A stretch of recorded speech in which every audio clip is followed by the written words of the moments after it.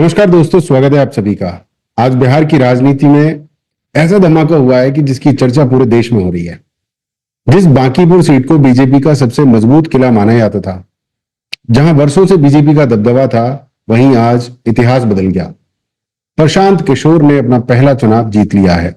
हालांकि बताना जरूरी है, प्रशांत किशोर ने पिछली बार कहा था अगर चुनाव हारे तो जिंदगी में चुनाव नहीं लड़ेंगे, तो इन्होंने थूक के चाटा तो है। इस पर आप कमेंट करके जरूर बताना।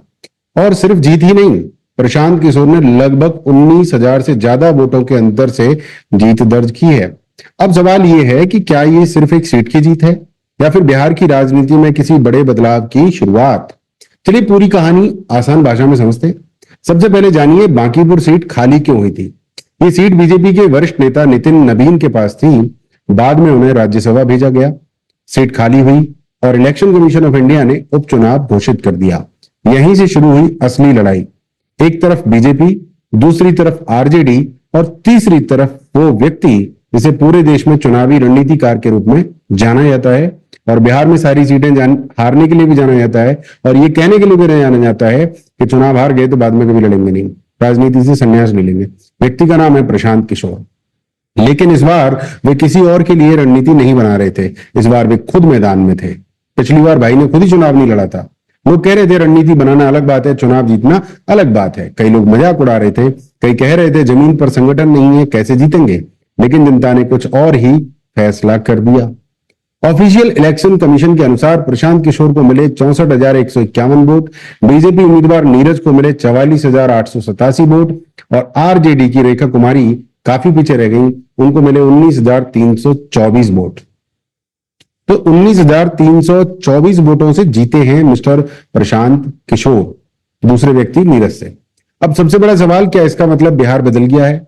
इतनी जल्दी ऐसा कहना सही नहीं होगा, लेकिन इतना जरूर कहा जा सकता है कि जन स्वराज अब सिर्फ एक आंदोलन नहीं रहा, अब उसके पास विधानसभा में अपनी आवाज भी है। और ये जीत इसलिए भी खास है क्योंकि प्रशांत किशोर का पहला चुनाव था और पहले ही कोशिश में जीत राजनीति में ऐसा बहुत कम देखने को मिलता है। अब बीजेपी के सामने भी कई सवाल खड़े होंगे। क्या संगठन कमजोर पड़ा? क्या स्थानीय मुद्दे भारी पड़ गए? क्या वोटर बदलाव चाहता है? या फिर प्रशांत किशोर की रणनीति इस बार उनके विरोधियों पर ही भारी पड़ गई? पर यहां पर एक और सवाल उठता है, क्या ईवीएम का जादू नहीं चला? अगर ईवीएम में गड़बड़ होती है तो इस बार ईवीएम में गड़बड़ क्यों नहीं हुई? आरजेडी के लिए भी ये परिणाम आसान नहीं है क्योंकि विपक्ष की राजनीति में अब एक नया खिलाड़ी मजबूती से सामने आ चुका है। आने वाले विधानसभा चुनावों में इसका असर देखने को मिल सकता है।